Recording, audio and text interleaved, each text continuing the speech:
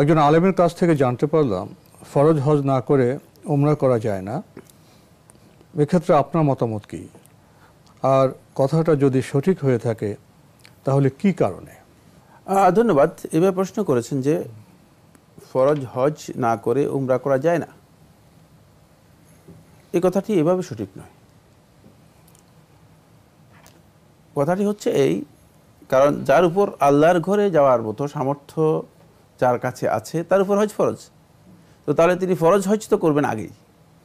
হজ এবং উমরা দুটোই ফরজ হবে তখন একসাথে। যখন হজ ফরজ হয়, হজের সাথে অনুষঙ্গ হিসেবে উমরাও ফরজ, উমরাও ওয়াজিব, হজের সাথেই সেটা সম্পৃক্ত। ফলে হজ এবং উমরা দুটি একসাথে আদায় করবেন। এখন যে ব্যক্তি তিনি উমরা করলেন, তিনি কি উমরাটা কি ওয়াজিব উমরা করলেন নাকি তিনি মানে সুন্নাত বা মুস্তাহাব উমরা করলেন?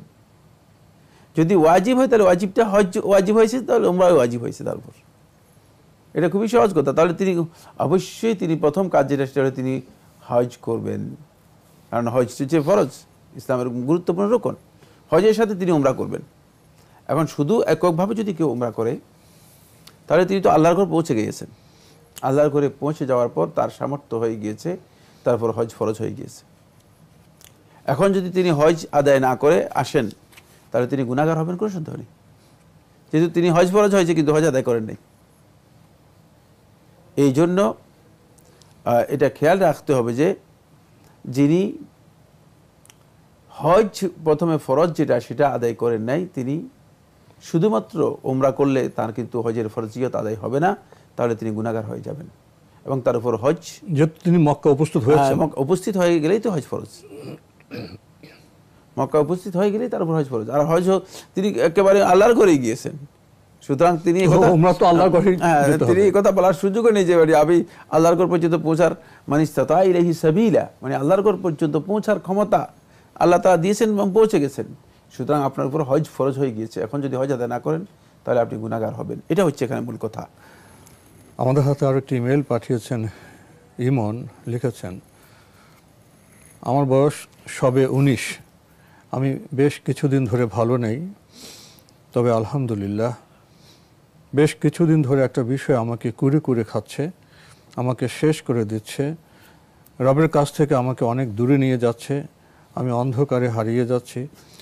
বেশ কিছুদিন ধরে আমার মনে শুধু এই নিকৃষ্ট চিন্তাটা আসছে যে আল্লাহ নেই এবং ইসলামের কিছুই সত্য নয়, কিন্তু এটা আমি নিজ থেকে কখনোই চিন্তা করি না, এটা মনের মধ্যে এসে যায়। আমি তাৎক্ষণিক খুব ভেঙে পড়ি এবং এই অবস্থায় আমি খুবই অসহায় অনুভব করি, কাউকে বলতেও পারছি না। এটা আমাকে আমার রব থেকে দূরে ঠেলে দিচ্ছে। অনেক সময় মনে হয় তাহলে আমার রব কি আমাকে পথভ্রষ্ট করলো? আমি এটা থেকে কিছুতে বের হতে পারছি না, আগের মতো ঠিক করে ইবাদতও করতে পারছি না।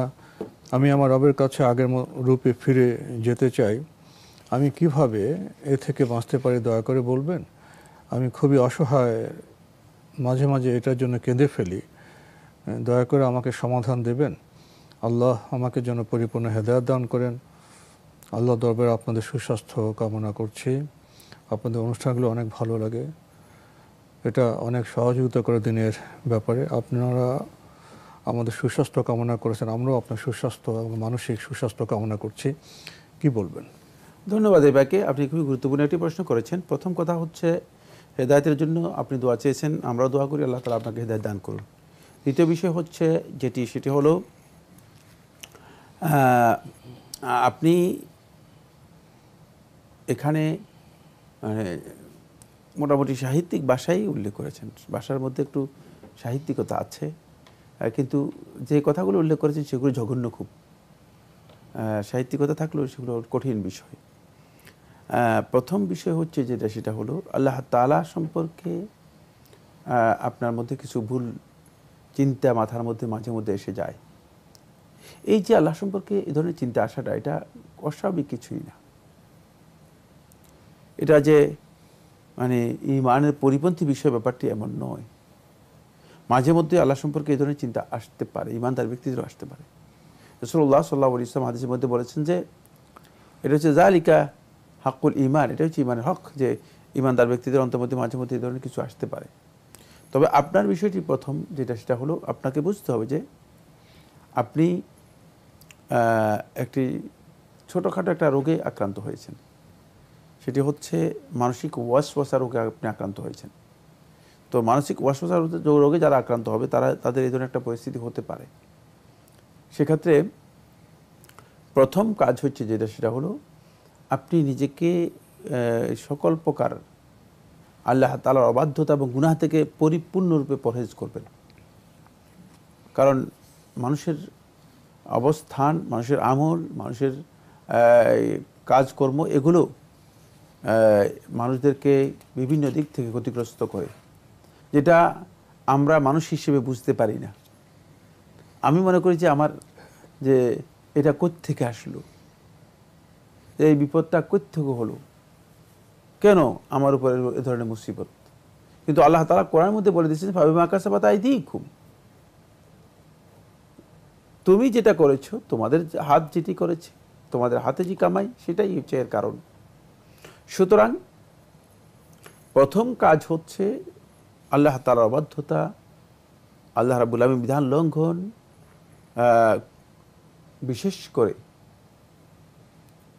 গোপন যেই সমস্ত পাপ আছে সেগুলো থেকে নিজেকে বিরত করুন।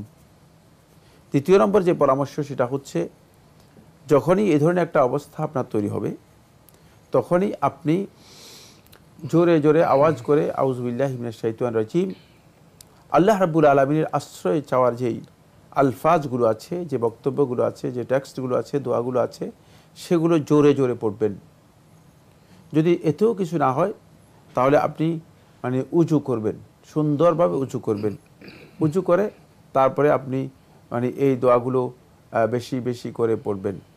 3 নম্বর যে কাজ সেটা হচ্ছে সকাল সন্ধ্যার যে আজকারগুলো রাসূলুল্লাহ সাল্লাল্লাহু আলাইহি ওয়াসাল্লাম শিক্ষা দিয়েছেন সেগুলোকে একেবারেই নিয়মিত করবেন। 4 নম্বর যে বিষয়টি সেটা হলো যখনই এই ধরনের একটা ওয়াসওয়াসা অন্তরের মধ্যে আসবে তখন সেটাকে প্রত্যাখ্যান করবেন, ইগনোর করবেন। একেবারে মানে মনে করবেন যে এটি শয়তান আমাকে আমার অন্তরের মধ্যে এসে এই ধরনের জিনিস আমার অন্তরের মধ্যে ঢুকিয়ে দিচ্ছে।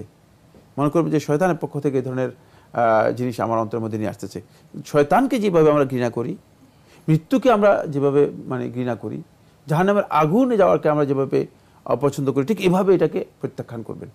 এভাবে যখন প্রত্যাখ্যান করবেন মানে এটা নিয়ে আপনি নিজেকে এর মধ্যে ইনভলভ করবেন না, নিজেকে এর মধ্যে যুক্ত করে দিবেন না, এর মধ্যে নিজে ব্যস্ত হবেন না। ব্যস্ত হলেই তাহলে আপনি তাকে এটাকে প্রশ্রয় দিলেন এবং প্রশ্রয় দিলে সে আপনার উপর জেঁকে বসবে, সে আপনার উপর জেঁকে বসবে, আপনাকে মানে তার কাজে লাগাতে পারলো এটা বুঝবে।